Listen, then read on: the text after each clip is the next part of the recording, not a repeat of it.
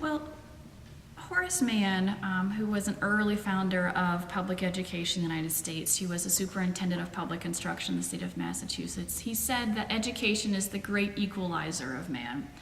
And I continue to hold that view today.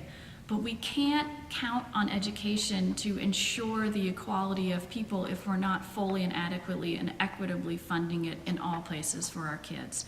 So we know the money is there, we just need to get it into those traditional public schools, many of which are doing well and deserve our support. And so we need to be calling to really fulfill that vision that Horace Mann made by making sure that that funding gets to the schools that need it and to the kids that need it most.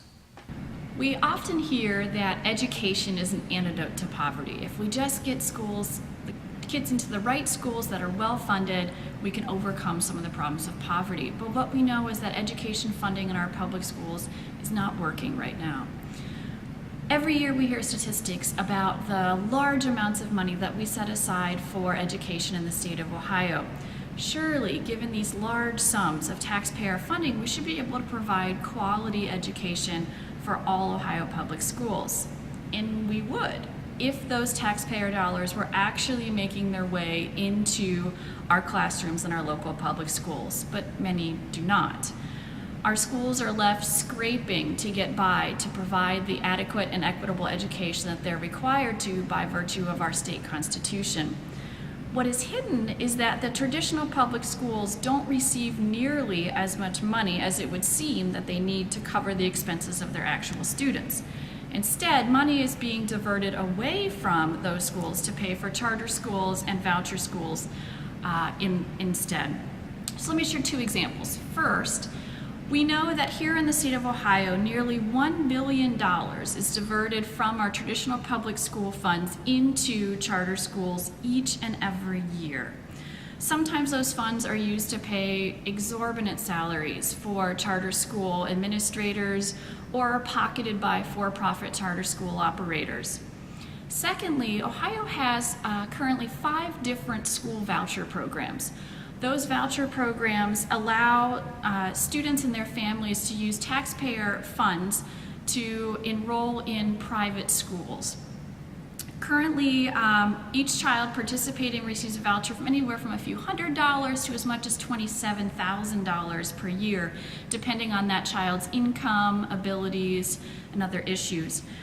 With as many as 60,000 vouchers available just through the main voucher program in Ohio, and each of those coming in at an average of about $5,000 per year, we see nearly $300 million annually being diverted from traditional public schools to voucher schools, which are overwhelmingly private schools. Additional public funds get diverted in other ways, including transportation costs. So our public schools bear the responsibility of transporting students to charter and private schools where their voucher students attend. So once again, more money going out the back door to those schools and away from our public schools. These large sums continue to flow from our public schools into charter and voucher schools, despite the fact that we know that students attending charters and voucher schools are underperforming our traditional public schools when it comes to mandatory state testing. Money is available, and it's there to improve upon our already superior traditional public schools, but it has to be reclaimed from those charter and voucher school private school programs. A lot of different ways to do this. Some public school districts have begun to send invoices to the state for the money that's been diverted away from them into charter schools. So for example, Centerville City Schools recently invoiced the state for $6.5 million of their money that's been diverted to charter schools. Individual citizens can not only support those invoices, but make them known. Talk with your friends and family to expose these underhanded funding mechanisms that are diverting our traditional public school money away from the kids and families who need it most.